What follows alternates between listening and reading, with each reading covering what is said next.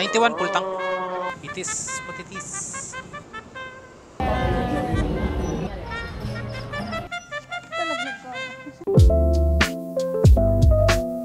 Good evening everyone. Flybored is back. And Happy New Year nga pala guys everyone. Magbagong buhay na kayo mga kamote. So today night ride tayo January. Tama ba? January 2 ba ngayon?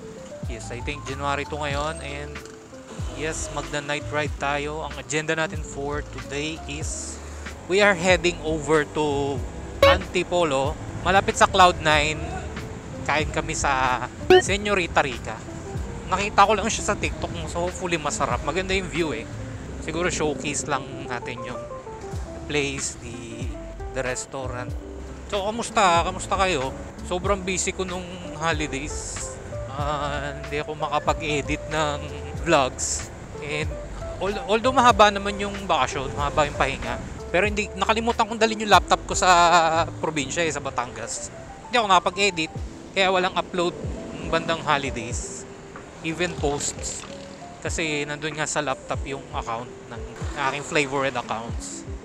Tsaka I've been very busy nung holidays nga like I said. Pero yung Pasko't bagong taon naman, puro kain at tulog lang ginawa ko. Ilubos-lubos ko na kasi minsan lang din naman makakapagpahinga ng ganun eh. Ganun kahaba. So very very enjoy naman yung aking holidays. Since may lakad tayo, papagas lang ako. Siyempre, sa Shell. May 91 pa dito. Ito meron. Ayaw ah.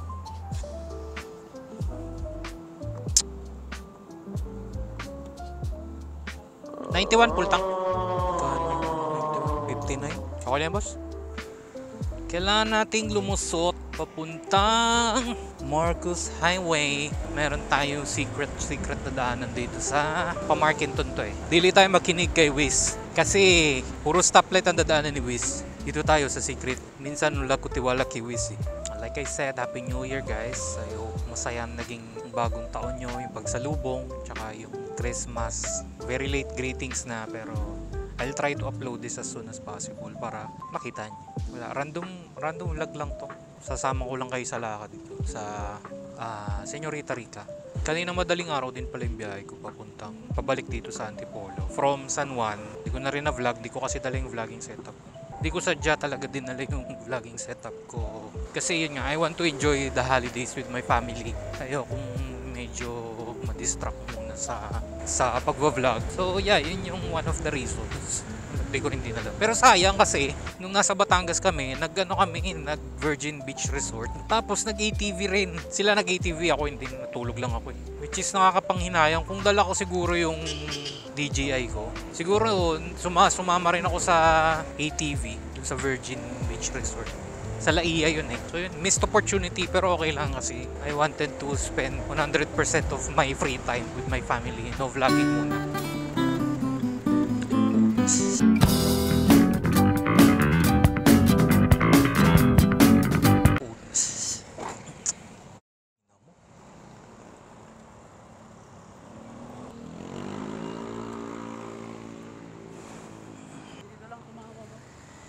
Ito lang. Okay lang kayo boss? Sensya na, hindi ko rin napansin na tumigil pala yung nasa harapan. Ito lang tumama ko, nakita ko, ito lang tumama yung gulong ko lang yung, walang tama lang bro, dito lang. Gulong lang? Sige boss, okay na. Yeah, sige boss. Sensya na, thank you. Buti gulong lang tumama, putang ina yun. That's me being a kamote. 2025 na kamote pa rin ako. Tumaas yung heart rate ko dun. I didn't expect na may liliko. Gulong lang naman daw yung tumama, thankfully. Okay lang, kaya ako na. I have to be somewhere. Ewan ko ba't ba nagblanko utak ko? Nakakainis. Kasi normally kapag may bumabagal sa harap ko, bumabagal din ako. Ba't ko ba diniretso yun? Random vlog lang to. This is just me yapping about random things. Siguro pati na rin yung future uploads. Kasi ang dami kong backlog. Parang may backlog ako na 4 na video na na-film ko pa noong 2024. Hindi ko pa rin siya na-edit. Okay, Marcos Highway na tayo. Dahan-dahan nga tayo ngayon. Let's chill. Kasama ko pala ngayon si Bea. Ngayon pala kami magkikita since November kasi sobrang busy nga. Kaya I wanted to have a small date lang. Kakain lang kami. Unang meet namin this year. Kain lang kami dun, tas tatambay siguro. Kasi maganda view dun eh. Mamaya papakita ko sa inyo. Don't you worry, I got you baby. Mamaya pala, ito hindi to alam ni Bea. Ay hindi, alam niya pala.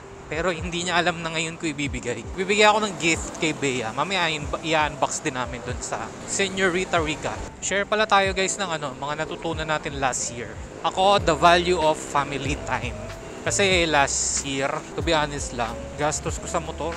Napakagastos ko sa pambili ng pyesa. Pero tinitipid ko yung sarili ko, tinitipid ko yung pamilya ko. Which is, I think, babaguhin ko na this year.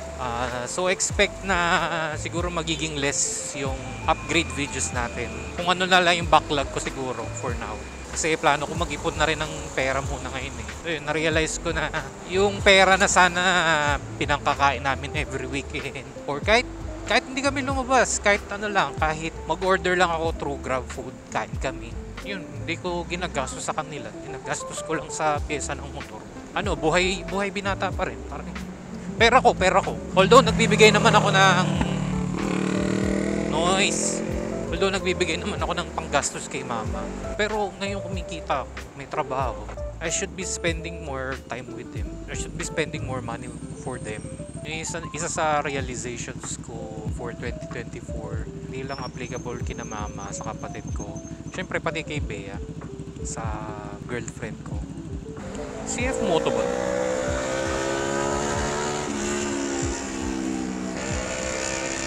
Parang CF Moto nga, 410k. Luwag ng daan ngayon. Very nice. Sana ganito araw-araw sa C5. Yun, next goal for next year. Ay, for this year pala. Try natin kumuha ng kotse.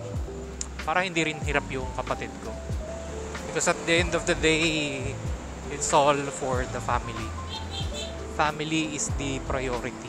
So yun, kaya guys, ano natutunan nyo last year? If you want to share, pwede naman kayo mag-comment dyan sa baba.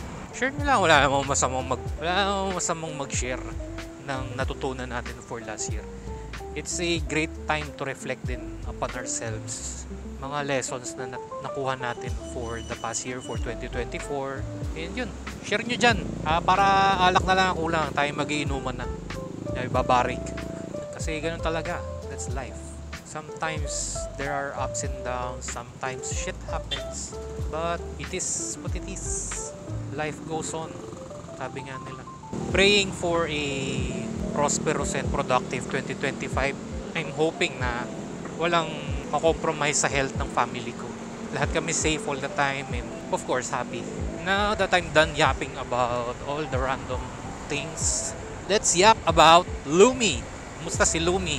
Same old, ganun pa rin siya. Wala pa namang pinagbago. Wala pa akong in-upgrade behind your back, guys. Ganun pa rin siya. And sa mga pending ko naman, ang alam kong pending na lang is powder coat, mga powder coat ng pyesa. Ang alam kong pending pa is yung brake calipers din na naka-powder coat. Ayoko nang spoil masyado yung iba. I forgot to mention, considering yung gulong ko sa likod is 140 na, kumapal yung gulong ko, tapos naka-quick throttle pa ako, tapos yung aking flyballs is 17 grams. Very impressive si Lumi kasi currently sitting at 41.6 kilometers per liter ako. Yung aking fuel economy, fuel consumption. Pero you have to take in mind that was long ride. So nakababad yung RPM ko sa mid-range to high RPM. Ibang usapan to kapag city driving. Kasi city driving ko, pumapalo lang ako ng 37 to 38. But this is good na. This is good enough knowing na yung may mga upgrades tayong ginawa eh. Maraming modifications. Pero this is good enough for me na. As long as nasa linya ng 40 plus na fuel economy, that's good enough for me na. Anything below the 30s to 39 to 35, hindi na siya tipid. In my opinion. So yun, malapit na tayo kay Bea. Sundin natin siya. Sana hindi niya makita yung box nung bibigay ko. Punta na tayo ng Señorita Rica. Tahimik na lang tayo papunta doon. Papakita ko na lang yung ride. Short clips lang ng biyahe sa Antipolo. Kasi alam nyo naman ang biyahe doon eh. Puro banking doon eh.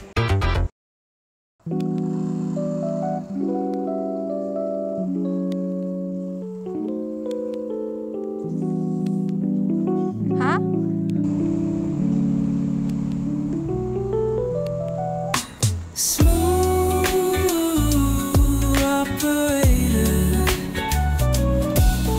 Smooth operator.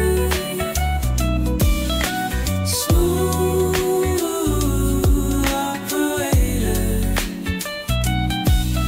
Smooth operator.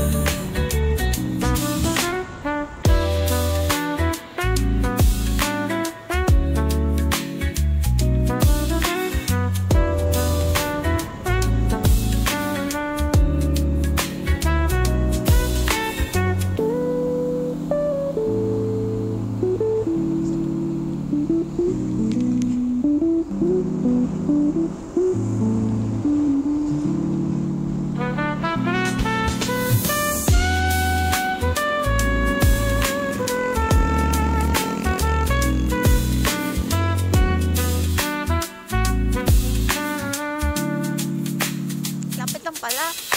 Smooth Kaya nga eh. operator.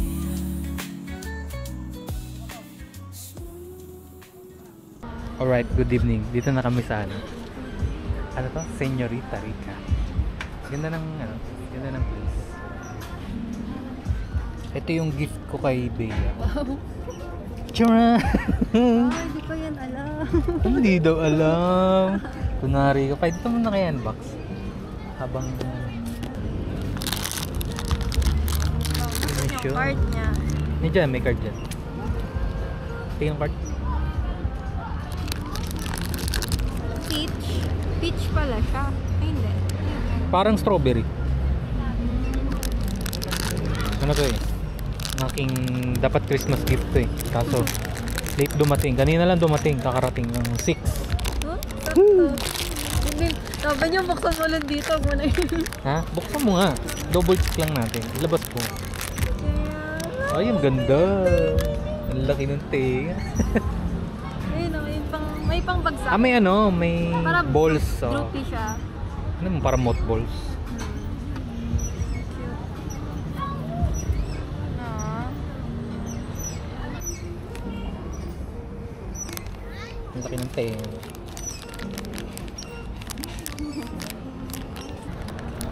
Pasok na tayo sa loob.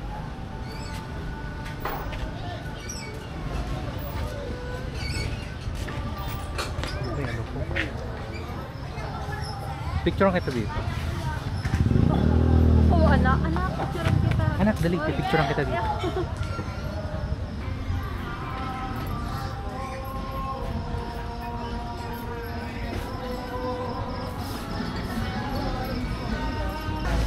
Look, my dog. Bas may table pa sa taas.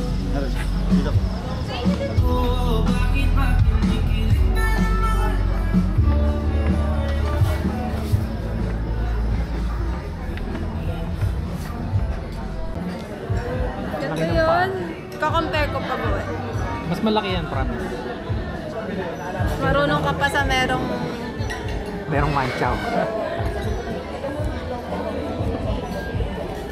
Nagkagalaw din yung kamay. Naikot. Ah.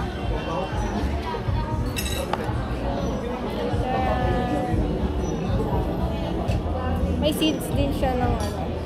Ito nga meron din. Yung seeds na Strawberry. strawberry. Sobrang ano siya, heartwarming. Video ko kaya.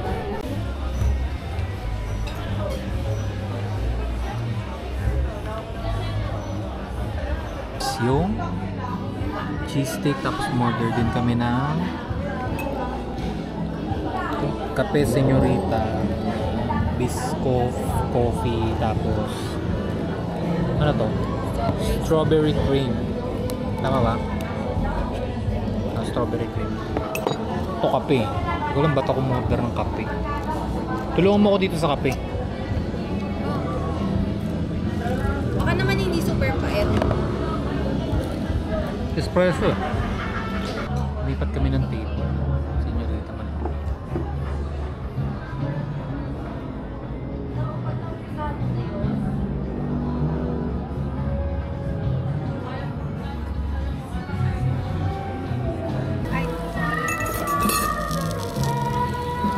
medyo matagal. Medyo matagal lang. Isang oras. Wings tsaka sisig. Pero ang tagal nila, medyo matagal lang mag-serve.